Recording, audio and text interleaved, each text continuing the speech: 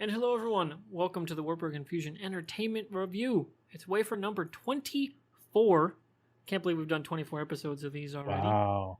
We're here to talk about the legend, or Shang-Chi and the Legend of the Ten Rings. Yes. I'm your host, MrWartburg. As always, my co-host is Mr. Fusion. Greetings and salutations, everybody. Now, this was supposed to be our one-year show, but given that it was due to COVID and I was going to go down to Texas, nope, that didn't happen. So we're still doing this remote, but this Thursday, we're going to do our little one-year anniversary special. We've got a great, at least one guest lined up. I'm working on a second.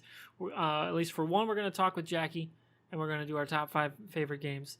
And I'm hoping potential guest number 2 is in, but if she's not, we'll at least have Jackie. So that's going to be awesome. Plus, speaking of Jackie, I'm going to stream with her some Valheim tomorrow. So that's going to be dope. Nice. Should be a really fun weekend. But I'm on vacation now. A little behind the scenes stuff. So I have 8 days off to do whatever the fuck I want. Remember, like you said, this was supposed to be a trip to Austin where we were going to rent out a movie theater and watch Shang-Chi, but Texas had to fuck everything up, man. Yeah, Texas just got to be Texas, you know? Yep. They got to do what they do. All right, I do need to boost my microphone a little bit. And I'm going to turn Fusion down just a touch on Discord. Now I'm going to turn him down on. I'll do it here. Drop him about 10%. I think that should do. Okay, so we are streaming this, which is why I referenced the audio there. So if you're watching this on any, or listening on any audio feeds or on our YouTube channel, be sure to head over to twitch.tv/MrWartburg so you can catch the live episodes when we stream them. Yeah, like we're talking with Ty here. She's one of our mods. Texas and Florida, real winners. Indeed. Yeah, it's a hold my beer back and forth with Texas and Florida. Yeah, and that's without the other political shenanigans going down right now. No comment. Which we're going to stay away from for the purposes of this show, even though we both have some thoughts on that. Yeah. So the point of this episode is that we're going to talk about Shang-Chi and the Legend of the Ten Rings. So it's going to be kind of just a one-topic episode, not much rigmarole to it, because we have another podcast later this week that we're going to post, where I'm sure we'll get into more of what we've been watching, what we've been reading and playing with our guest. Plus, then the week after is one of Fusion's most anticipated shows maybe ever, with his Y the Last Man premiering on Hulu. Yes. So we're going to probably do 3 podcasts straight, basically. One a week, more or less, which I'm very excited about. I mean, sure. I mean, isn't that kind of the typical format for most podcasts these days, though? It is, but not for us. We've been doing the every other week thing just because, it's a for fun podcast and it happens to work with our schedules. But I'm down with doing weekly when there's content enough to drive that level of schedule. I'm game. So, Legend of the Ten Rings, Fusion. I saw your tweet and I was like, man, I think I enjoyed this movie more than him. But right out of the gate, what were your impressions of Shang-Chi and the Legend of the Ten Rings? Okay, my tweet was a bit reserved just because very early on in the MCU, I was that guy that so many of my tweets about the movies were, it's good, it's great, it's good, it's great, right? Shang-Chi was not a bad movie, man. I liked it. I enjoyed it. I did have a bit of a problem with it, and I think it's mostly just me, and maybe it's just MCU saturation, Warburg. I think that's probably what it is for me.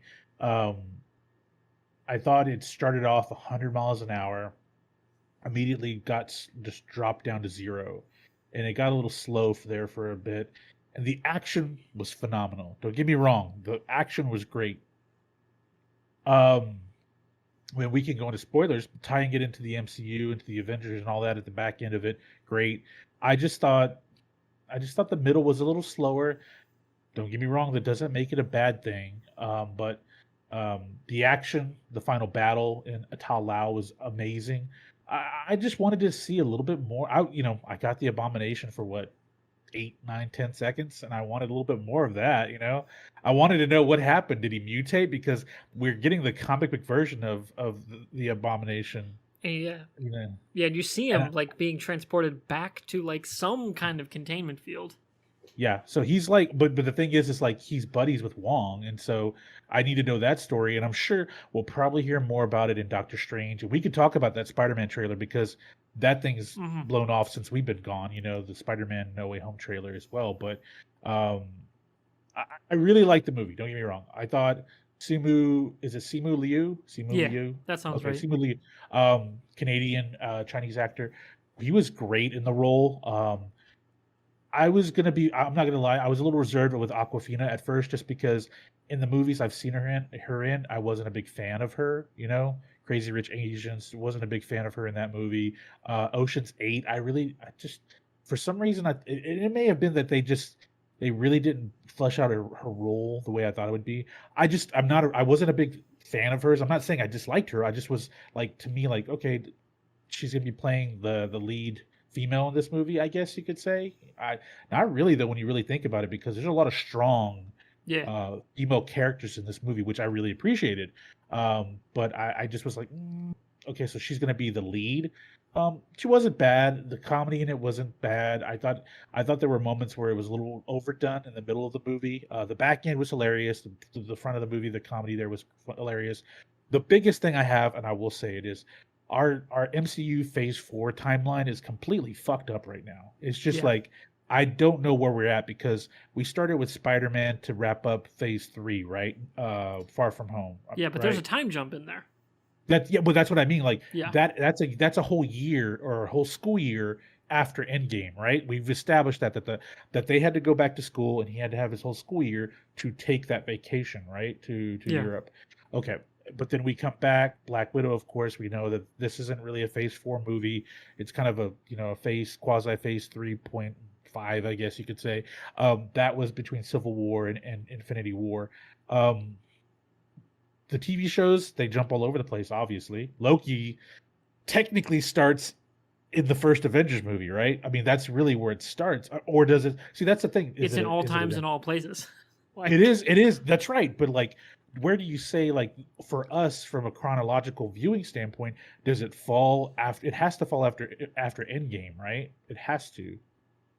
yeah, like Endgame for their like story had to happen. Yeah, Like that was like a predetermined thing, and then yeah, basically, everything after that is that's it. They cross the sure. threshold, and apparently it all times up with Wanda like breaking things in Yes, in yes. WandaVision.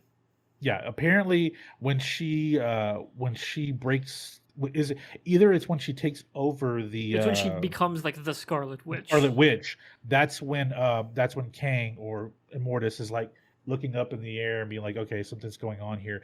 And apparently, if you've watched the Spider-Man trailer, it lines up the moment that Doctor Strange is doing the spell. Supposedly, that's at the same exact time that's happening. Which Apparently, doesn't does it make make any sense? sense. Because Spider-Man is a year. That's my concern. Is like, because that's a year later, right? Yeah, and then Far No Way Home is like a direct pickup, more or Yeah, less. yeah, more or less, like days or something. Yeah, So that means within the past. So when we see Doctor Strange and Spider-Man, technically, WandaVision has happened a year before that, because WandaVision takes place like a several, couple just of a few weeks after weeks the blip. after. Yeah, Yep. So okay, Shang-Chi. Obviously, this is not a full year after Endgame, but we're probably a few months, maybe to a year. I don't yeah. know. It things have gotten back to normal. People are Yeah. going out. The bars are packed. Like it's things are more or less normal, which you imagine took a few months. And they If mentioned it in the very beginning, just how life has to go on after the blip. They have to YOLO, all these things. Okay, so for me, it's kind of like we're in a bit of a conundrum here. I can't. I'd be remorse if I don't bring up Falcon and Winter Soldier. That's what, 6 months after yeah, Endgame, right? yes, Okay, and that we've one was established. supposed to premiere later. Yes. Yeah, So, and Eternals was supposed to come before Shang-Chi. yeah, that So got that's flipped around. why Yeah, when we see Eternals, that takes place not long after Endgame, maybe yeah. days or weeks after Endgame is when Eternals takes place. So basically, the whole MCU is like the universe is kind of crazy here. I'm hoping maybe in December when we get Spider-Man that things get cleaned up a little bit. But then we're also getting, aren't we supposed to get Hawkeye before the year's over with That's as well? apparently going to be in like where Mandalorian will usually be in terms of release window. Okay. So for me, it's a bit confusing. I can keep up with it because, hey, as a longtime comic book fan, I know how these things get kind of crazy. But for the common, like a casual moviegoer, they might get a bit confused about what's going on here. So that's like for me, it's like, okay, this is going to get a little confusing for people because we're all over the place in terms of like where we are 2023, before how far out, or 2024, like somewhere. It's just going to be a little confusing for fans. That bothered me a little bit. I think they're going to need to put out at least. I want to say after. I want to say it was the first Spider-Man Homecoming. They had to put out like an infographic of like, here's the actual timeline, right? Well, that was because Spider-Man broke it. Yeah, Spider-Man broke the timeline. Up.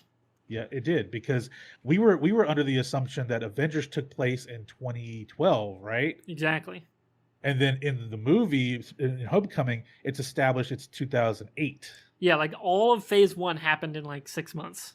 6 months, yeah. Yeah. So I'm imagining we're going to get something like that. Or now that Disney Plus is like an option, I could see them bringing in like a Michael Pena again, or somebody like in that vein. Maybe it's like, Samuel Jackson, recapping Game of Thrones because he did that for the final season. Do something on that level of, this is the timeline post Endgame, like here we are, here we go. Maybe in the lead up to the next whatever the Avengers movie is, like have all those details ironed out and be like, this is the canon, but also make it funny. Yeah. Well, I could see them doing that. It didn't help in Infinity War when Strange and Iron Man are on their way to Titan. He brings up it's been 6 years, so it's okay. So it's 2012 is when the first Avengers film. Like basically, he's confirming that it's 2012. The first Avengers film takes place, not 2008. Because on the way to Titan, he's like, "You don't understand. It's been since he came to Earth 6 years ago. This has been something in my head for 6 years." And I'm like, "Okay, so we're at 2012, 20. Okay, we're 20. Okay, all right." And then we kind of cleaned it up, and then we fast forward 5 years in Endgame, and then Phase 4 has just been a bit redonkulous with the timeline. Yeah, they kind of borked it again. I know I went on a tangent here, but that's really kind of stuck in my crawl a bit because I kind of think about casual moviegoers, and they're just going to get a little bit annoyed by this whole thing, Yep. And I know with COVID, the TV shows got kind of jumbled up a little bit, and the movies did. But then it still, even if the schedule had been status quo, the timeline for all of these productions seems a little wacky, regardless. So, overall, I'm going to say it wasn't like the greatest MCU movie. I really enjoyed it. I'm going to put it probably equal to Black Panther, man, with a better third act. Great third act. I don't know about great, but at least like followable, like logical. It made sense, The story for Black Panther, the third act, the story made sense. But what they shot, like on the cinematography level, yeah, you had no idea where the fuck anybody was. The geography of just like who was where fighting who with what was like, I guess they're fighting around a train, and also now he's somehow way up there, and we never see him get up there. Like, what the fuck? It's crazy. Yeah. So I really enjoyed the third act. I did. I really did. But it does one last thing, one complaint. This is an ongoing thing with the Marvel movies. We have consistently a bunch of average villains, man. I'm going to say it. The villains in this movie, his dad and the Dweller were okay villains, but the Dweller, it's a fight at the very end. But his dad, Wenwu, I get it. We're trying to clear up the whole Mandarin thing because, Iron Man 3 just kind of screwed things up. Yeah. With that whole thing. Sir Ben Kingsley was great in this thing. He's hilarious again. I like the movie Wartburg. I'm not gonna say it's like top 5 for me. It's gonna be outside of the top 5 of the MCU for me. Oh, for sure. On my end, I actually gonna disagree with you there, but on the villain side, I thought the villains were actually, at least his dad, was a rather compelling villain, and would have been even more compelling if they had not had the second villain. Probably. Maybe that's what diluted it for me. Yeah. So of course we're not going to be doing like a plot recap if you're here. No spoiler, we're going to do spoilers. So this is spoiler warning. So if you haven't seen the movie, what are you watching this for? Go watch the movie. And if you can't see it in theaters, I actually understand, but you're here if you're here, you're gonna have spoilers. So sorry, got to deal with it. His dad, the Mandarin, which I didn't catch his actual name. He said it, like what his real name is. Zhu Wenwu. Zhu Wenwu. Yeah. And they're his kind of, you see his origin story as the Mandarin, as we know him from the comics. Obviously, they've changed some things with terms of how the powers work and the rings being like physical, more like bands than they are actual rings, but it works. It still technically is a ring. And they do form a rather, central plot to this movie and probably future projects as we get from the post-credits scene. But his origin story, the whole like meeting their mother, meeting his wife story was actually really compelling. I thought that was really solid. I mean, obviously kind of tropey, like something happens to her and then he returns to his life of crime. But I thought it was pretty well done. And then especially as they kind of told it out of sequence and you find out more and more that like, oh, you didn't realize that Sean watched his mother die, basically, as like as like a 6-year-old. Yeah. Like that's one of the last reveals of their backstory, which I thought was told in a really interesting way. And I really dig that kind of non-linear, like not telling the story in flashbacks in the same order, like going back and forth into different points in time, is a really fun way to tell a story for me. And one of the few times I remember them actually doing it this effectively in a Marvel movie. I think like Man of Steel did it in an origin story movie, but for superhero movies, they often don't really do that kind of non-linear thing. Civil War did it very well, though. True. Civil War did it well. I forgot about Civil War. That was a great, like, jumping back, and you don't know why you're seeing this over and over again, and then they show it to you. This one had a similar hook, and it was, I think, similarly well done. Maybe if not quite on the level of the Bucky reveal and, like, who killed Tony's parents in Civil War. Sure. But for me, the movie actually completely falls apart in the third act because do we need to see like dragons fight? Like the movie was a kung fu movie. Like it was a kung fu movie until it very suddenly was not. Then it was a mystical dragon movie. Yeah. I get when that. it wasn't up to that point, like it had been beyond the rings themselves. It had been a pretty not by the numbers, but Marvelized kung fu movie, which was dope as fuck. Like they fucking went all out on the choreography, the different types of like fighting and styles and locales and settings. It was awesome. And then it was very suddenly, oh, we're doing some crazy magic shit now, which for me was entirely unnecessary. You could tease that story about like the Dark Dweller or whatever, and save that for maybe a team up with Iron Fist or something down the road. And just have it be him fighting his dad. Okay. And that's the end. And he doesn't even need to kill him to do it. Because he ends up deciding, oh, I don't need to kill you. Yeah. So basically you're saying third act, the big battle is it's the village of Tao Lao and the 10 rings. They duke it out. And then, like, basically he defeats his father, and that's it. He doesn't have to kill him, but that's how we resolve it. And then the hook for the sequel is the Dweller. Yeah, I think that would have been way more compelling. Would have set Shang-Chi's, like, what the fuck is his role in this universe? It would have given there, a thread there to pull on for future stories, if you need to. Especially if he gets his own sequel. Like, there's your story there. At least, probably part of it, at least. And you would leave the dad alive. Like, he'd get to, grow old and die. In prison, but die. Not have his soul sucked out by this weird dragon thing that's trying to kill a village that we met, like, 15 minutes ago. Like, there was no emotional weight to pretty much anyone in the village, because we didn't even spend half the movie with them. Maybe a quarter of the movie is in that village. And it's like, why do I give a shit about some of these people dying? The only one I give a shit about is Michelle Yeoh, which is like perfect casting as their aunt. Like, it was a weird choice to go, basically go from kung fu to full on like anime. Is basically what it turned into. A kung fu movie to an anime movie when it didn't need to. Like the core of the movie, him versus his father, that really wasn't the end. That wasn't like the conclusion, the climax moment. Wasn't them, facing off.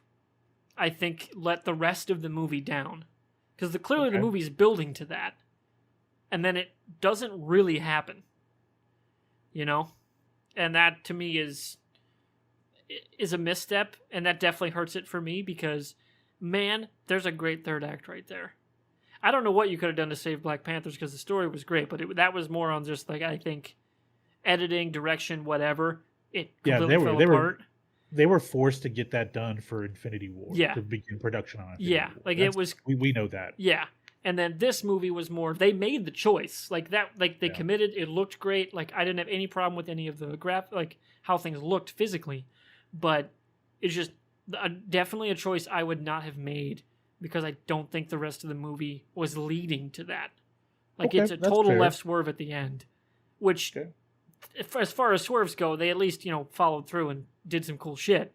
But it just felt like the rest of the movie was like, oh, I didn't see that coming, but not in a good way kind of thing for me. Okay, that's fair. I think for me, I enjoyed the third act mostly because I'm a fan of the whole of the dragon battle, and like you call it, anime or mythical. Yeah, they go into that level of storytelling. I enjoy that. I enjoy those kind of movies. I do. I mean, that's something I really jump on. But I think for me though, the part at the very end would be the mid credits scenes. Basically, it opens up the question if the 10 rings are alien in nature, which in the comics, the actual 10 rings are alien in nature, right? So I was hoping that these would maintain more of a mythical, magical origin, because if we're eventually going to have Kun Lao and a new Iron Fist, and we have the sorcery of Doctor Strange involved in every in the MCU, I was hoping these would have more of a mystical origin, but that mid-credit scene kind of makes you think that they're going to go with like the comic of the actual 10 rings, and it's alien in nature. Maybe they were left here by the Celestials or someone else, and that kind of that right there, if they go alien route, then it kind of ruins that third act. But counterpoint, Wong says they felt it in Kamar-Taj, which is like basically that's like that. It's true. Fucked up something in the multiverse of like magic. So it could have been like just an ancient sorcerer or something that left them. That's true. Because we see aliens in Guardians using similar magic to Doctor Strange. So like that's out there. So that's a possibility that like ancient aliens from way back the fuck when came to Earth or crashed on Earth or whatever, and happened to be sorcerers and stuff and had these artifacts, and they were to be discovered later by the Mandarin. Okay, that's fair. Do you think it's a little too much? Did they fast track? Like, did they rush to put Shang-Chi in the Avengers, essentially? I think it makes sense just because of the vacuum that is post-Endgame. Beyond Spider-Man, who was already basically an Avenger, we haven't had anybody new, Not yet, at least. Yeah. And, of course, Bucky's right there, and, he's going to be there. Falcon's got a new role, but he was already an Avenger. So... Yeah. No, but like he's the first new guy, basically, going forward. Plus, with whoever ends up living through Eternals, and who will factor into whatever story down the line. Which more than likely will probably be Black Knight. Will probably be the guy. Oh, for sure. That will become an Avenger out of everyone in that. Yeah, I can't see them getting Angelina Jolie back. You're right. I don't think she's coming back for another movie. No. And I don't blame her. She'll bet she got a big ass payday for Eternals. Yeah. So it's funny that you think the third act was off for you. For me, I enjoyed it, but I get what you're saying. I get how like we had this this action movie that felt more like kind of like Falcon and Winter Soldier, more earthly, right? And then all of a sudden at the end, we like jumped right into mystical realms, dragons fighting demons, giant demons, and it was like, whoa, wait a minute here. Yeah. I get that. They were clearly teasing it. Don't get me wrong. It was in effect set up within the story. I'm not saying they like broke their own rules or anything. They were teasing it from the very opening scene with the Mandarin. Him finding his wife. With all that like mystical, like finding this mystical land thing, clearly a big part of the story. I would have just liked that to have been the tease, and we see the village, and we see that there's magic stuff going on, but that all gets shoved to the side because the main crux of the story is Shang-Chi versus his father. Okay. And that battle of him, like, do I become the killer he meant me to be, or do I spare him and then, ends up taking the rings, but then, like, beating him without them. And then nobody uses the rings, basically. So his dad grows old. Okay. I think that would have worked. I think just for me, better. So objectively, I don't have a problem with what they did, much like I do with Black Panther. There's some, I think, objective issues with that. This is just a subjective content not hitting for me, I think, the way they wanted it to. Yeah. So that's just personal preference on what you want out of superhero movies. See, and it's funny that you thought the third act. For me, the first act, we started at 100 miles an hour. Basically, we know what's happening with his father, and that we just in the trailer you could see that he can fight, but then just completely let's forget about that. Let's remember he's just a valet driver in San Francisco, and then boom, we are right in the middle of a fight with Razor Fist and the Ten Rings on a bus, which. That was actually a really good fight. I'm not gonna lie. Yeah, that was a dope scene. That fight. Yeah, the choreography there was great, and it helps that Liu is a stuntman as well as an actor. He started off as a stuntman, so he knows how to do these scenes very well. But I thought the first act was a little, and then it got better in the second and third act for me. So it's kind of interesting that you and I are kind of reversed there. Yeah. So it is actually, before we get into like post credits, future of MCU talk. The director actually has made several films with Brie Larson prior to directing this film. I just looked his name up, and I'm blanking on it. It is Destin Daniel Cretton. Yeah. And this is the 25th movie from Marvel Studios, so they're quarter of the century, mark for them, which is nuts. Nice. 25 fucking movies.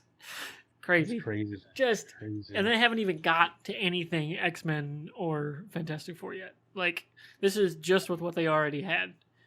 It's and crazy. to be fair, we really haven't gotten a true solo Spider-Man story. Like Spider-Verse story, like with the Sinister Six. Oh yeah. Which seems like we're getting there. We're getting there, and we could talk about that later about the trailer and where things are headed, but I mean, like, we really haven't gotten like a strictly centric Spider-Man story, I would say the first one is with the Vulture. Well, I mean, for me, yeah, but I think he was chasing Iron Man and the Avengers through most of the movie, like that wannabe goal. Yeah. So I think that was kind of the thing. It wasn't really like, just Spider-Man living his day out. Yeah, I don't want to go in. Let's not go into that tangent there. Yeah, man, it just like 24 movies, 25 movies. This is number 25. Wow. And then we're getting Eternals and Spider-Man, and then oh man, this is just crazy. Yeah, it's gonna be a crazy couple of years before we get another big team up movie. A lot of weird shit's gonna go down, I'm sure. I mean, we're getting Blade very soon. Fantastic Hell yeah. Four. With Mahershala Ali. Are you fucking kidding me? That's amazing. Goddamn. All I ask is please do not put in Deacon Frost cameo in this movie. Let's move on from the guy, Yeah, I'm good. Okay. So before we get into this, is also going to be the biggest Labor Day opening weekend of all time. $60 million projected in the middle of COVID. I imagine it actually would be higher if it wasn't for COVID. My theater was desolate. There was 6 people in it. I went Friday at 3:00, and there were 3 people. 3 people. Myself and 2 other people in that theater. And that's why I remember I told you when I was looking at it, when we were discussing before the show, I think this movie was going to do really bad, was because I was looking and I checking different times. There was a lot of empty seats. In fairness, matinees of opening day usually are pretty sparse because everyone's waiting for Friday night. Matinees on weekends are more going to have people because everyone's off work. Yeah. Holy shit. Did I have a cop drive by my house? I think I did. I'm in the middle of fucking nowhere. He's in the middle of he is literally in the middle of nowhere. I was going to say, whose house is on fire? Might have to go check that out. So yeah, we're a good 25-ish minutes in. So let's get into some other things we liked about the movie.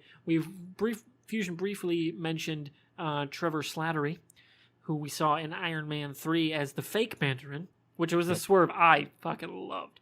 Like, Yeah. I know some people that are friends of ours who did not like that and do not like Oh, that yeah. movie. And I'm like, but that's the point. You're supposed to get faked out by it, which is the whole point. Like, what are you freaking out about? They were shooting a short in the middle of all this to tease an actual Mandarin down the road.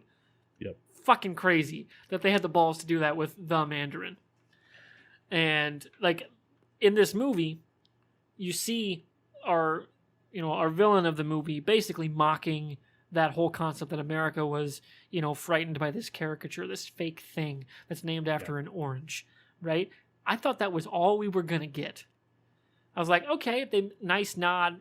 I laughed because it was actually a funny, line about they were brought to their knees by an orange, Yeah. great, commentary on the whole situation from the guy who feels, his name's been taken and used to insult him, basically. Yeah. And then when they're captured, they're in their prison. Who's also there with them? Oh yeah, it's Trevor Slattery. Trevor Slattery, yeah. To me, like, I had no idea Ben Kingsley was in this movie. Absolutely no idea. It fucking floored me. And he's in it for a lot. No, he's in it from like the middle of the second through the third act. Yeah, and he's got some great lines. Yeah. Because he's the translator for their mythical beast who happens to be there with them. And he thought he was hallucinating because he's a drug addict, which was also a great touch. I died laughing when the Hun-Dun comes bouncing in and he's like, "Oh my god, you can see him too." I was like, "Oh god, yeah, we're doing this." Like, yes, because I know a little bit about Chinese lore, and the Hun-Dun is one of those lore-ish creatures, and it just cracked me up when I saw it bouncing in, and when they're like, "What the f is that?" And oh god, you can see it too. Okay, so I'm not going crazy. I was like, "Oh god, his name is Morris." I'm like, he named it Morris. Oh god, yeah. Yeah, that was pretty damn stellar. Yeah. And of course, like I mentioned, Michelle Yeoh being, their aunt, teaching them how to like fight with this new style, was cool, but also like not entirely like for me, again, if the point's going to be Sean versus his dad, learning a new style doesn't really do anything for him thematically, not with that little runtime in the movie, like that's like a whole, like, to put it in like Avatar terms. The whole third season was like Zuko psyching himself up to fight his dad, right? Like that's a ton of stuff right there. Like to get through emotionally, cool cinematography, to pipe that down into like 10 minutes. I think that's asking a little too much, to be honest, and didn't need to happen because she could have just been there to like basically train alongside him to like get to know her family, and then he has to fight his dad with what he already knows and still beat him. Which I think would have been dope as fuck. Would have been a great like hero moment, that's not blowing up a giant kaiju with the 10 rings, Which again works. Just I didn't feel like they were going there, and then they did. So that's more on me than anything else. Anything else on my list? Yeah, I think the only other thing I have left on my list is one massive fucking question from a post-credit scene. Go for it. Bruce is human. Yes. What the fuck? Bruce is human, and he still has a damaged arm. Yeah. So that opens up a lot of questions there. What happened? Yeah, a lot. Because in the cutscene, if you haven't seen the post-credit scene, maybe you ducked out early because you're a crazy person who watched a Marvel movie and didn't stay for the post-credit scenes.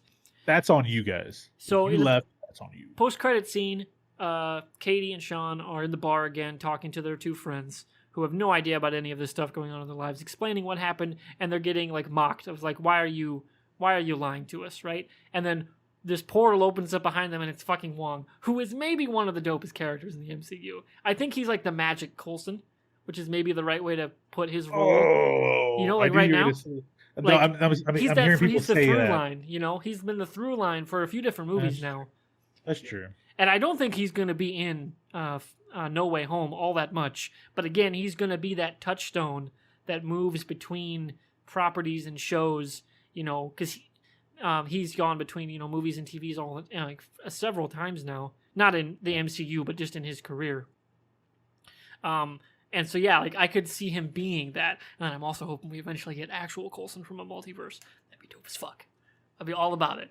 But But so Wong opens up a portal, calls out for Sean, and he's like, "Hi," and then they realize, oh shit, he's telling the truth.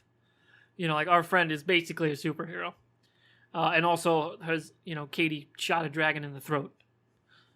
It's fucking crazy. But then he goes and meets with the Avengers in the post-credit scene. I thought that was going to be it when they walked through the portal. No, he's meeting with the Avengers. He's meeting with Captain Marvel. He's meeting with Bruce Banner as a human in his arm and a sling, talking to Wong about the rings themselves, like sending out a signal somewhere. They don't say it's space or that it's a different dimension. They just say somewhere, which I like. It gives them room to maneuver. And just Bruce is human. That means like Hulk is a separate personality again, which I'm so psyched for, because hopefully that means we get another like Hulk Thor team up as like Hulk's personality with Thor, because their chemistry was amazing in like that storyline and arc in Ragnarok was dope as hell. Like they got to become friends is awesome. Loved it. And that's one of my main problems with Endgame is he never gives Bruce shit for murdering Hulk, basically. I imagine Thor would have an issue with that. Yeah. And then nobody talks about it. But it opens up some interesting possibilities because I imagine it's going to tie into the She-Hulk show. Yeah. Because from what we've seen of the stills of the show's production, it's Hulk Banner. From what we've seen of the early episodes, but I imagine at some point he reverts, and maybe we see the story of him giving the blood transfusion to his cousin, which is how she becomes She-Hulk. Yep. Maybe he can't change back after that. I don't know. That'll be an interesting part, because that's a fascinating part of the MCU they've never been able to fully dive into because they don't own the rights. And I doubt they ever will, because Universal's got fuck you money that Sony doesn't have on the film side. So it's going to be that's another one of those underrated like moments. Like, man, they're going to mine some dope shit out of that, and I can't wait to see it. Is anything else? It will piss off people if Jen Walters isn't the focus of her own show. Like, she's got to be. If she has to be, but I mean, we've established and we've talked about this ad nauseum that the whole character and Bruce Banner have to exist in team ups and other properties in order for Marvel to use him. So, but he could still have his own couple of episodes in She-Hulk. Like, obviously he's not going to be there throughout the entire series, but honestly, what frustrates me about it though is are we going to get She-Hulk at the very beginning, or are we going to be building towards She-Hulk like Daredevil season 1? We built towards Daredevil, the end of the Netflix show. And if we build towards She-Hulk, which would make sense, then we could get a lot of Banner and tell that whole story. But if we get She-Hulk in the first 1 or 2 episodes, it's going to open up a lot of questions, like, for me, how they're going to balance that out. And they obviously need a good villain. Obviously, apparently the Abomination is going to show up in She-Hulk as well. But it looks like he's not the bad guy that we thought anymore. So I don't know. Maybe it's a team up of brutes. Maybe we do get the Red Hulk here, man. I mean, that'd be dope. That would be. I mean, it's obviously not going to be Thunderbolt Ross as the Red Hulk, but we could still get the Red Hulk. And yeah, we might even end up with with Smart Hulk by the end of this show. Yeah. Just because of all the changing that Bruce Banner's going through. But it does, like you said, when I saw it, it's like, okay, we're starting back up with Bruce, and Feige knows what he's doing. There's no way we're not going to find out what happened. We're going to have to find out what happened. Mm-hmm. But we have to wait quite a while, because I think She-Hulk comes out early next year or spring. Yeah, it's going to be like their spring, like March release probably. Yeah. Okay. But you're right. I enjoyed that. I enjoyed the post credit because it does. We now know that he's been basically welcomed in to the Avengers by Captain Marvel and by Bruce Banner and Wong. So yeah. But it's fun though, man, because it's like, okay, we have to start rebuilding the roster a little bit, right? Because we don't know what's going to happen with Thor after Love and Thunder. Is he going to be Odin's son, or is he going to be Thor again by the end of that? And what's his ties to Earth going to be? Mm-hmm. Or are we going to get Jane Foster as Thor in the new Avengers? Yeah, I don't know. That's going to be weird, because I can't imagine she's in it for the long haul. Yeah, and and the thing is, we're getting Valkyrie, who's the king of Asgard. Well, Asgard's in on To planet Earth Norway, now. yeah. Norway. So obviously, either Valkyrie is leaving Earth, or Thor and the Guardians, they're making their way back to Earth or something. I don't know. There's a lot of questions, man. A lot of questions I have now. hmm Speaking of questions, so I went and saw this movie with Joey, and we got to talking Yeah. when we were getting food afterwards. We got to talking about them building the mystical side, not just through Sure. Doctor Strange, but through the kung fu side. Of course, you have Iron Fist, and I have no doubt of all the properties that are going to maybe be reborn from their Netflix deals, Iron Fist is not one of them. That will be completely scrapped and started over. I imagine Jessica Jones might pop up because it's not like Kristen Ritter has to work out for the role. She's got to show up in a leather jacket, so pretty sure she can manage that pretty easy. And she Yeah. was awesome as the character, like pitch perfect. And Charlie Cox's Daredevil is already like so heavily rumored to be in multiple properties. No way he's not already shot some stuff. So we were wondering, do they start building out that part of the universe more in the Hawkeye series? You know, like do multiple characters show up? Apparently, the rumor is Echo's going to show up in there, and Yeah. she's tied into that side of the universe. And I would imagine if she's there, Daredevil's going to be. That's for at least one episode. And I was like, man, imagine that tease. Like everyone's getting their ass kicked by whatever villain, and then he gets hit in the head. That guy or whoever hits with a red baton. Everyone looks up. The music swells from the Daredevil theme. You see him in the suit. Fade to black. Internet would lose their minds for the whole week until the next episode. It would be like on every nerd site for days. That entire scene just played on a fucking loop. It'd be incredible. But where do you think they go more in the sense of this mystical realm? Are we going to transition? Are we going to do, Kunlun? Are we going to do the Hand? Because we don't have that in the proper MCU anymore. Where do you think they go next with that particular niche of the universe? Well, I was reading something yesterday regarding this, and it was the whole idea of Shield and Phil Coulson being retconned, and it was is it Clark Gregg. last name? Clark Gregg. I wanted to say Clark Kellogg, and I'm like, no, No, that was wait, the he's basketball an player. NBA. He's a college basketball guy. He was a college basketball announcer. Clark Gregg. He basically was like, look, I've talked with Feige about this, and Feige has gone on record as saying, look, Marvel fans are not stupid, and we can't treat them like that. So, and I know there have been a lot of rumors that have come out the last few years about how Feige didn't like the Netflix stuff. He loved Charlie Cox's Daredevil, wasn't a fan of Coulter as Luke Cage, hated Finn Jones as Well, Iron Fist. hard to blame him for that one. I know. He loved Kristen Ritter, which I think we all agree that was great. Unfortunately, that third season was just that we all knew it was trash because Well, I they thought knew they were season 3 canceling. was dope. Season 2 Did you sucked. really? Season 2 sucked. Season 2 was really bad, but apparently season 3, to me, season 3 was like, it was a lot like season 2 of Punisher. They kind of knew they were wrapping things up, so I was like, okay.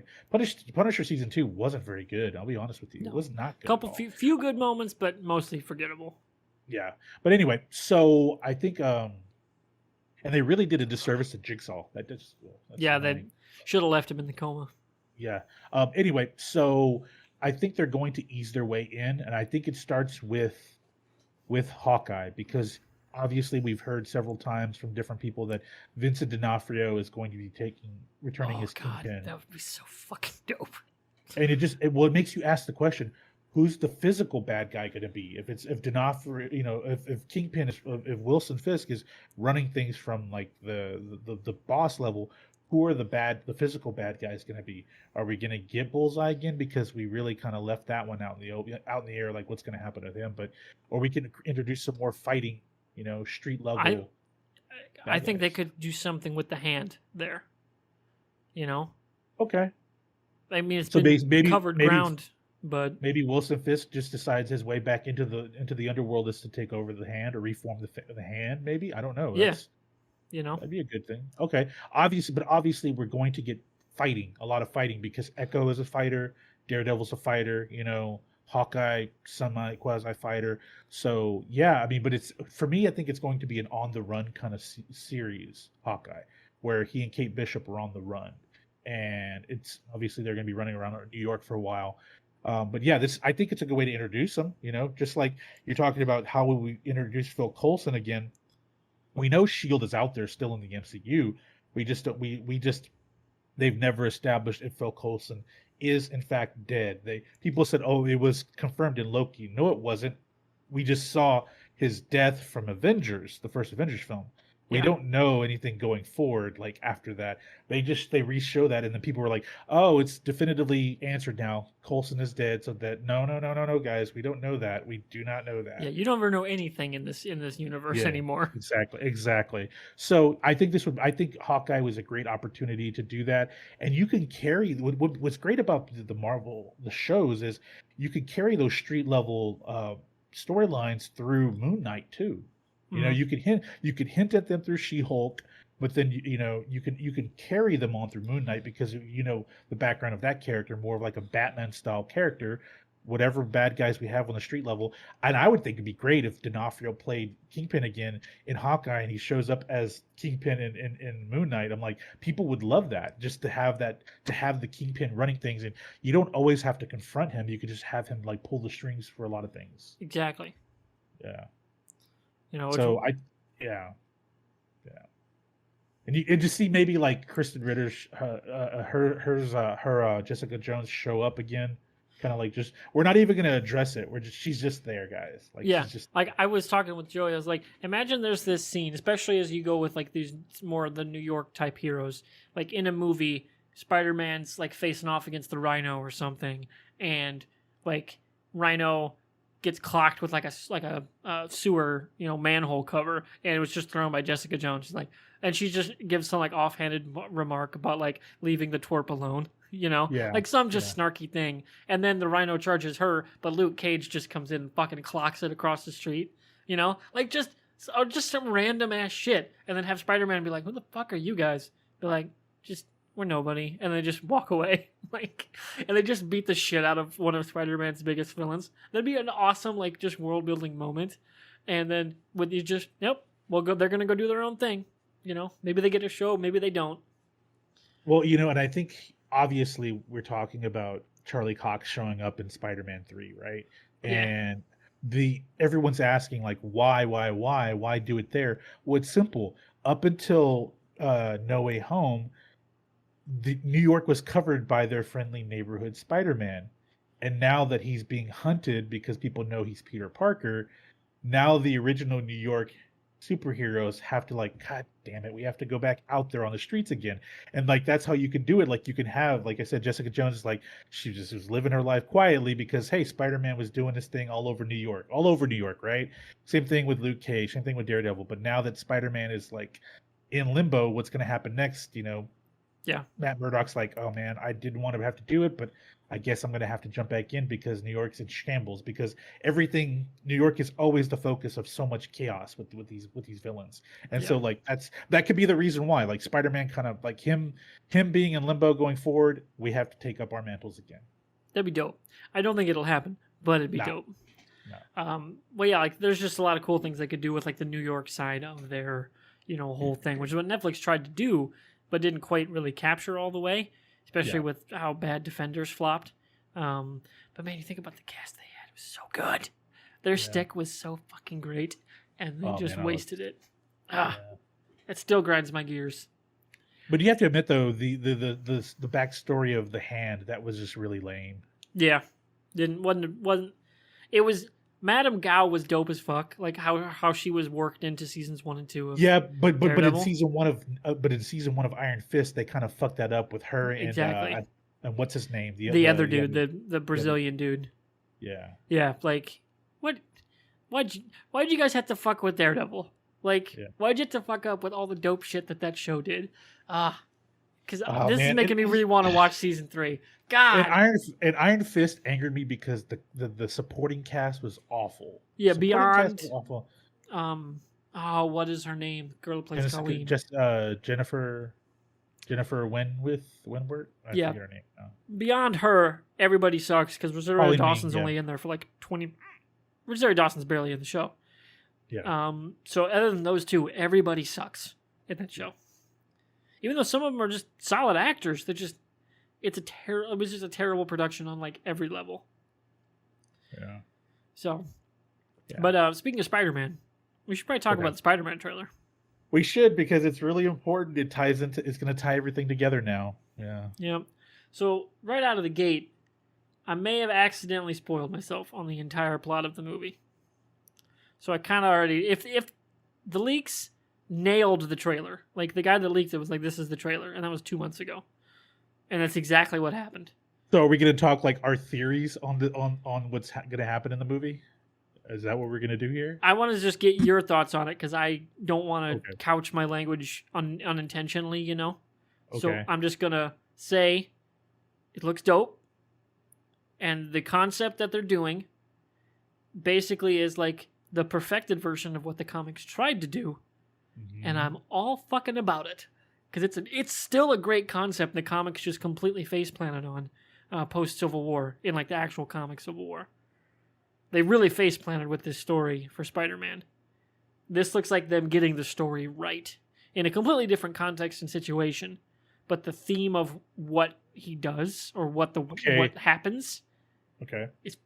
it's a dope concept, and I'm excited to see if they really do stick the landing. Okay. So okay. You know what I'm talking about. I know what you're talking about, and I want to bring it up, but it opens up everything here. Okay, Mhm. it's just okay. So I'm going to try to word this in a way that we're on the same page here, Warburg. We're on the same page. I want to do this without spoiling the entire content for people that have no idea. Like Chris, we know Chris doesn't. A friend of ours doesn't read the comics. He jumps into these MCU properties with knowing very little of the original source Mhm. material.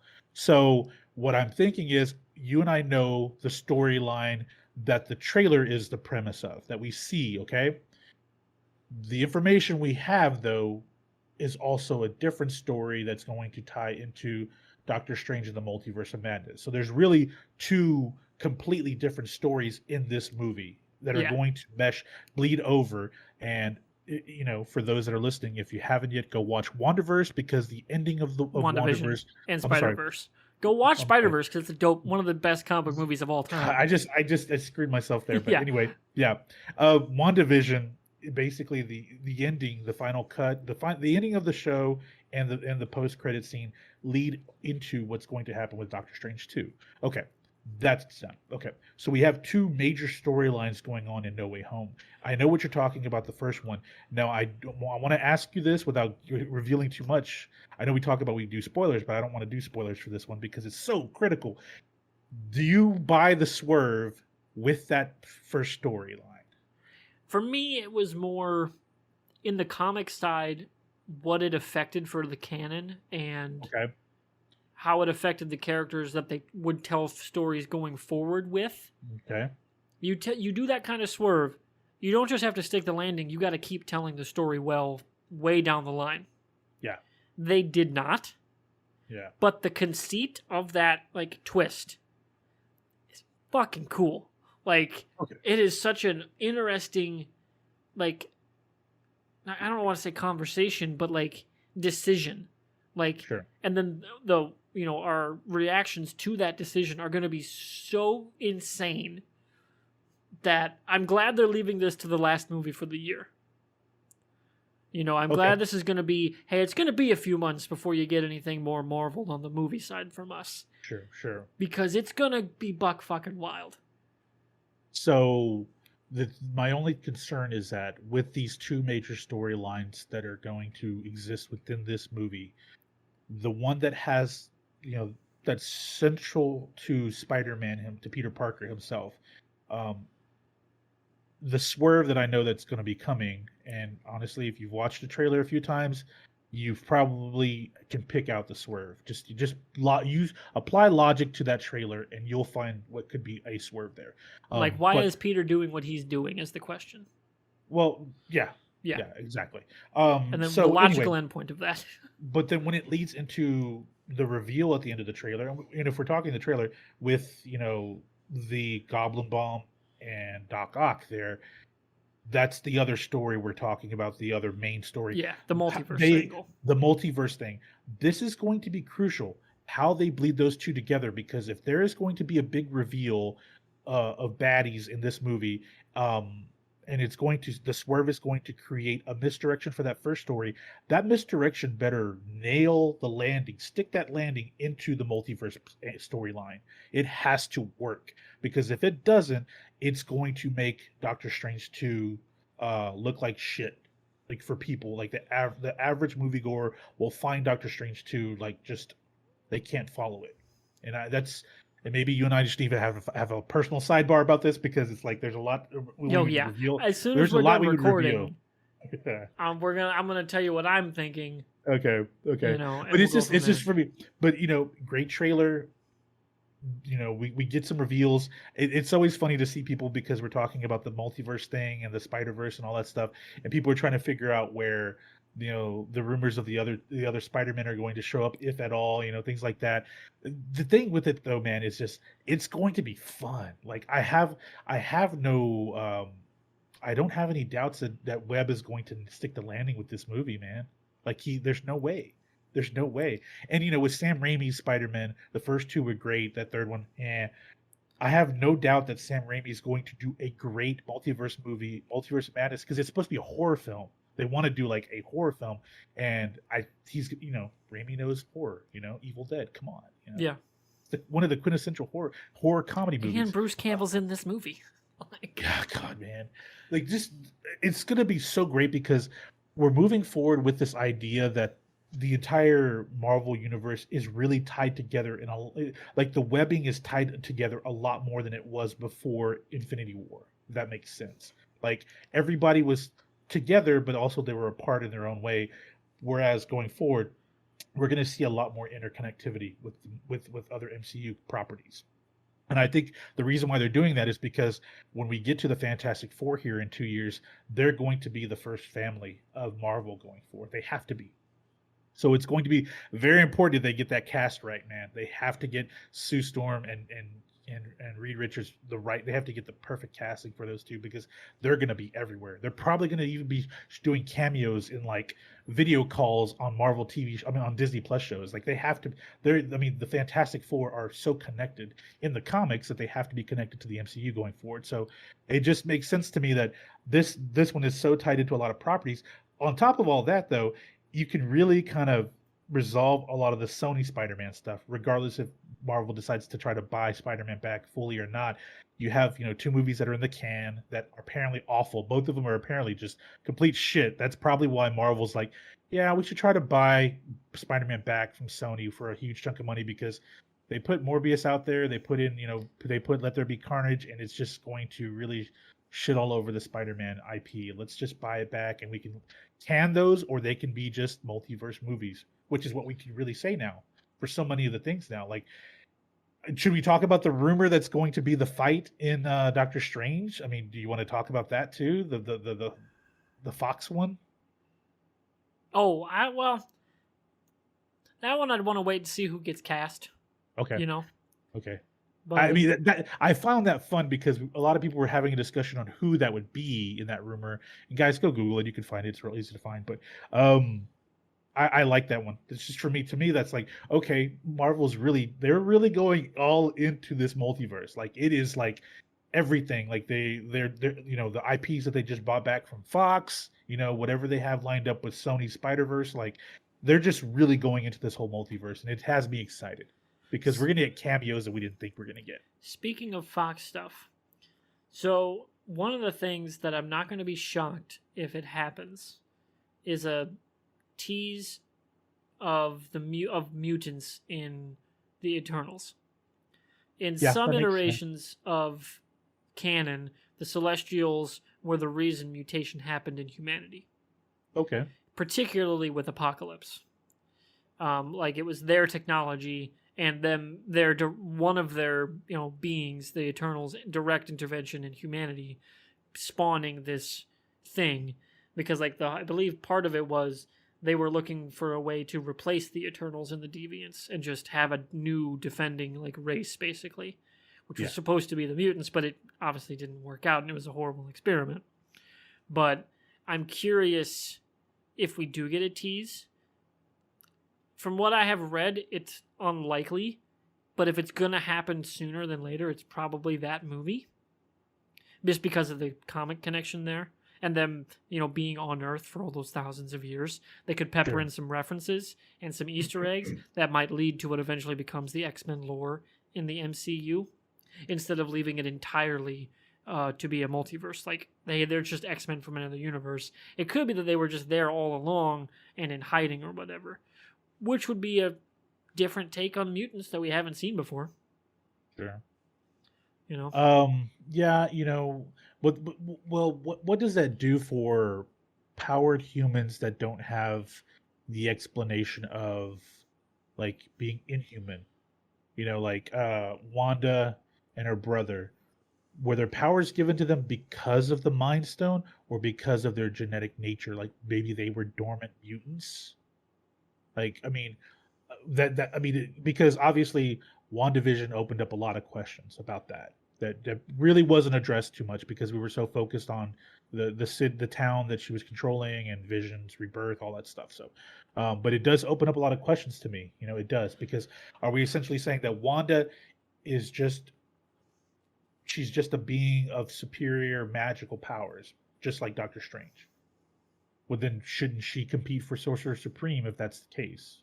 Or is it just a mutant ability? If it's a mutant ability, that kind of diminishes the value of her being the Scarlet Witch, though, doesn't it? Yeah, I don't think they're going to go that, but it could be that is what left her genetically predisposed for it. Okay. Which is maybe why she could retain magic longer without use. Like, that was, I believe, what Agnes said, was that, she didn't use it, so she shouldn't have had the ability anymore. Sure. Sure. But she did because of her own background. Sure. I mean, we did establish that her and her brother are not inhuman. We know that's a fact. The good thing about you talking about the mutant stuff actually brings up a good point here, because the Inhumans within the MCU just completely fell on their face. The good thing is that we learned that in Agents of S.H.I.E.L.D., the Kree were the ones that created the Inhumans, if I'm not correct. Through an experiment, Through an experiment to that's not canon anymore. That's unfortunately not canon. But the good thing is that it was cool, but at the same time, it kind of undervalued the Inhumans had we brought in mutants, because essentially we're saying that the Celestials have empowered the Eternals, right?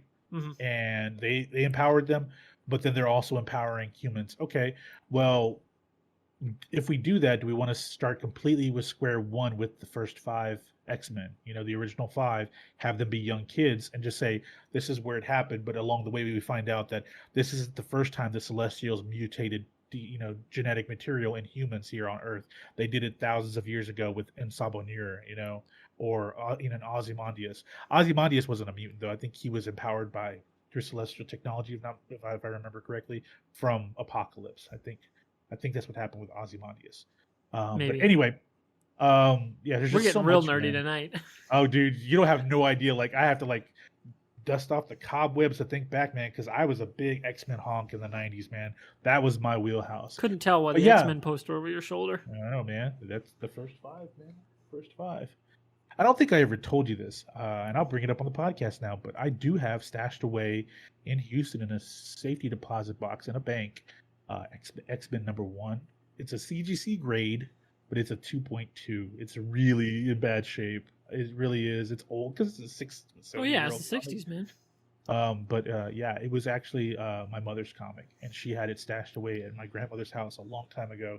And she had just a collection of comics, and she never really read them. She just bought a ton of comics. She read a lot of the Archies and all that stuff. Plus, because back then they were dirt cheap. Yeah, talking a dime. So I find out that there's that #1 stashed away. Had it CGC graded 2.0, not in very good shape, but I had it blocked, put in a CGC case, and it's in a safety deposit box. One day I'm gonna put it on display in this house. I'm not ready for that yet. Not ready for that yet. But anyway, so back to mutants. I like the idea, man. It's a great opportunity to kind of inch their way into the MCU through the Eternals, and it makes sense, honestly, especially with the Celestials being tied to the Eternals and Apocalypse being tied to the Celestials. That makes a lot of sense. I'm not sure it'll happen because, again, I just don't know if they know what they want to do with the X-Men. Because unlike the Fantastic Four, X-Men are a more recent franchise that was still popular. Logan was not as a joke. People were like, hey, should this be nominated for Best Picture? Because it's fucking amazing. Yeah, it's true. It really was. If it had been a PG-13 movie, I think it might have been. So you think the R rating is what killed it from Not in the not in Oscar terms of numbers? that, but just in terms of, I just don't think mostly because the Academies are a joke. It didn't have a Yeah. shot once it went R rating, which sucks because it legitimately is one of the best comic book adaptation, like comic book movies that the entire medium has had post Superman, Donner Superman. Like, Yeah. it is immaculate. And with some amazing performances too. Jackman gives like 2 great performances, and Patrick Stewart. Are you kidding me? Incredible movie. But because of its more recent success and that consciousness of the Fox X-Men in people's minds, I don't know if Sure. Marvel wants to do anything with mutants for a while. I think they might sit on that until post Phase 4. And so they can It makes figure out what the sense. fuck they want to do. Fantastic Four is easier to do because much like what they did with Ant-Man, you can retcon stuff with, like the negative zone or, like a time travel thing. Like, that's a singular, more focused story on just 4 characters, not an entire race of people with all these insane abilities. There's no way they're hiding on Earth, right? Like, Yeah. they have to figure out a way to fit them into the canon without breaking everything. And I agree. I agree with that because a lot of fans are out there speculating that the multiverse is what introduces. You can pull them from different worlds. I'm like, that doesn't make sense to pull them from a different world, pull them to the 19999, and say, okay, now they exist here. It's like that's kind of like Crisis on Infinite Earth, the Arrowverse version. It's like you're basically saying they lived in their own worlds, and all of a sudden, Supergirl is on the same Earth as Yeah. permanently as the Flash and the Black Lightning, even though they were on different worlds, different realities, right?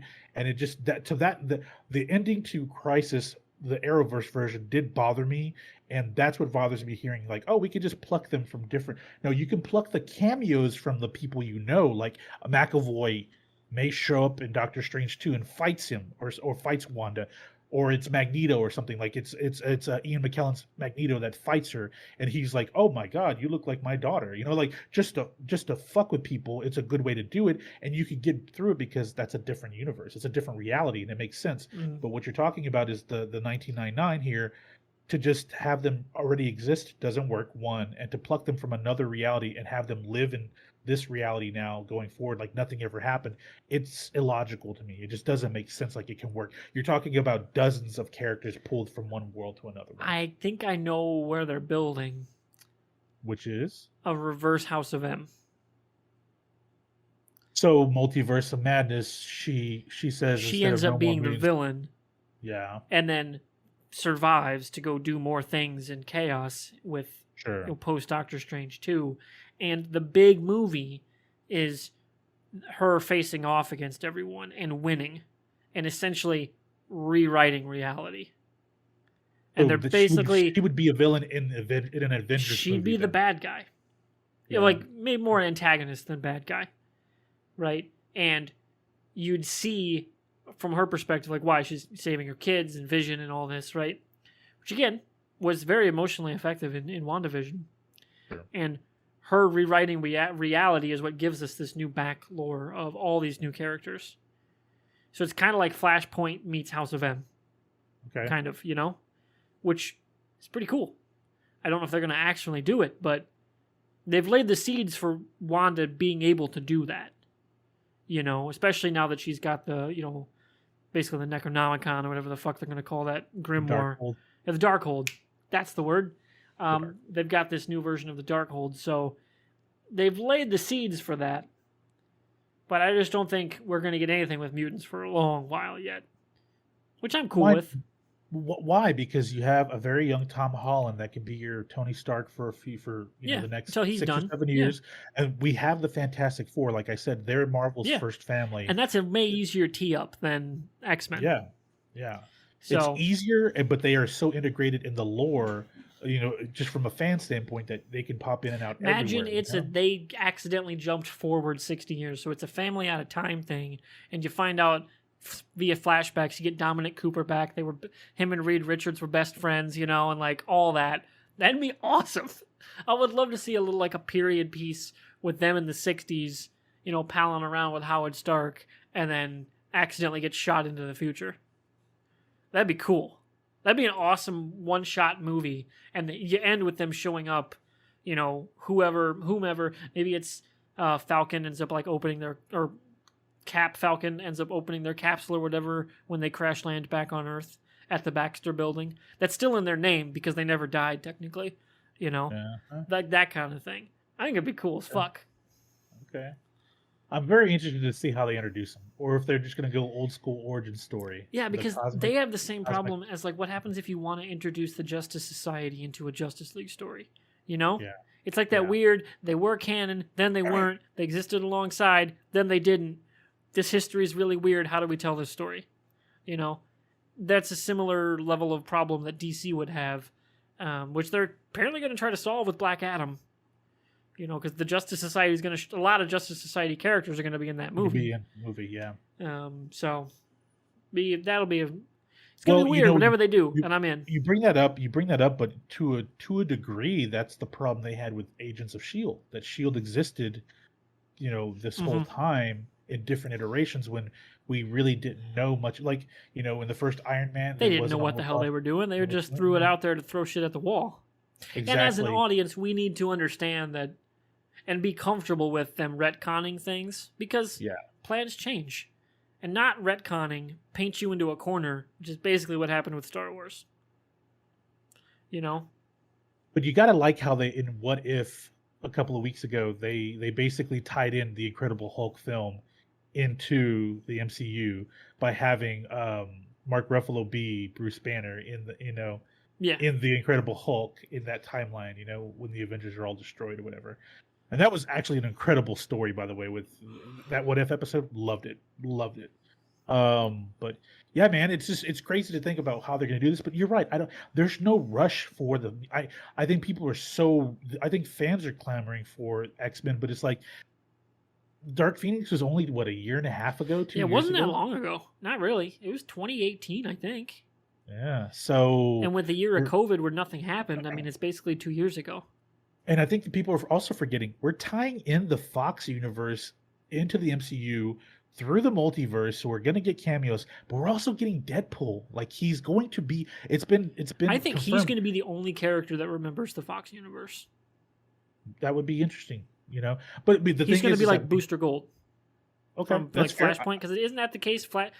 Booster is the only one that remembered, and beyond Barry, the only one that remembers Flashpoint.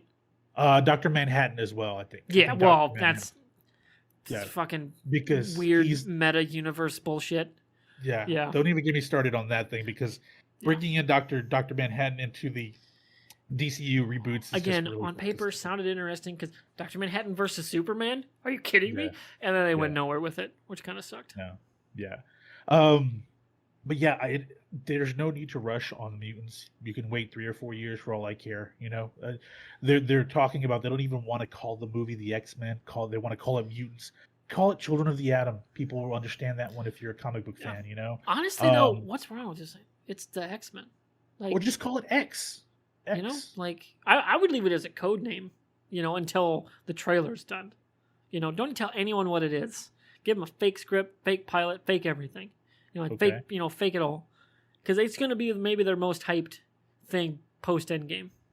Sure. Because there's so much intrigue about it. There's, again, all that fan expectation from the prior iteration.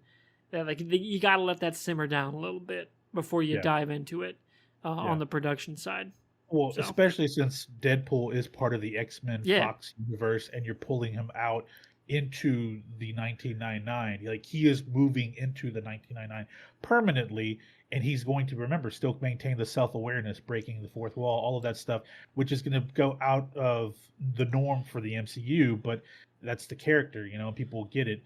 But whatever happens with him and being plucked over, like, you can't really jump into it because then we're going to talk about that. We're going to talk about the multiverse. We're going to bring Kang in, who's obviously going to be a bad amongst everybody in this phase. And then we're doing the Fantastic Four. Like, there's just so much right now. Like, do we really need to do that within the next 4 years? Probably not. That's a lot to throw at the wall all at once. And maybe maybe teasing it in the Eternals is a little too soon because. Yeah, again, I agree. I don't think it's likely. Yeah. But if it was going to be a sooner than later, that's the movie to do it. That's true.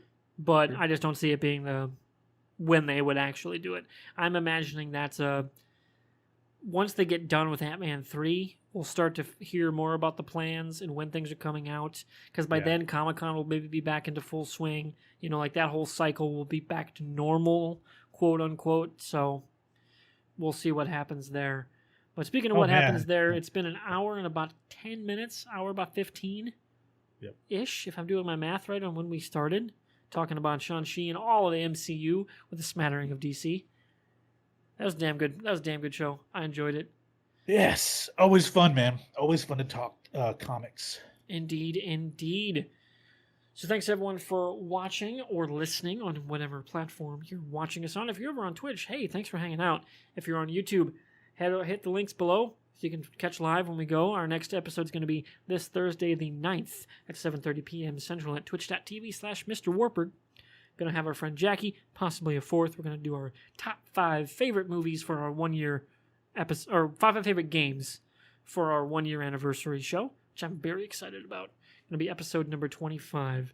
So stay tuned for that on audio feeds here and here on YouTube and Twitch later in the coming week. Anything else you want to add, Fusion, before we close? Oh man, I mean, going to watch the movie, missed it. Missed the theater experience, man. Yeah, you haven't gone. I've gone a number of times. You've gone a few times. This is my first go around. I missed it. I'm one of those that like to go by myself because I like to just get so locked in on the movie. I'm excited for Spider-Man. I really am in December. I really am. It's gonna be dope. Yeah. It's gonna be dope. But Dune, that movie better not get delayed. Oh god, dude, we got to talk about that very soon in the next couple of weeks because reviews are in on Dune and it looks like it's going to kick so much ass. I cannot wait, man. I hope it does so well it gets the part 2 that he wants to make. Well, actually, they're in pre-production for part 2. Apparently they're waiting to get more of the budget though because of where this goes. Because Blade Runner 2049 bombed, like hard bombed, which hurt me in my soul because it is a stunningly awesome movie.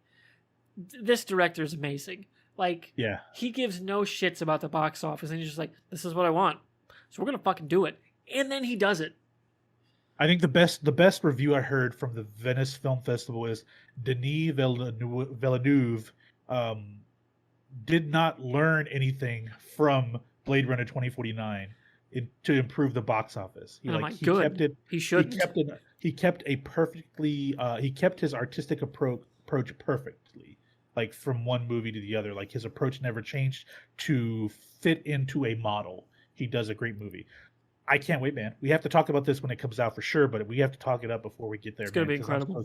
I'm so excited for Dune. So excited for it. But speaking of incredible, thank you guys for watching and listening, and we'll see you in our next episode.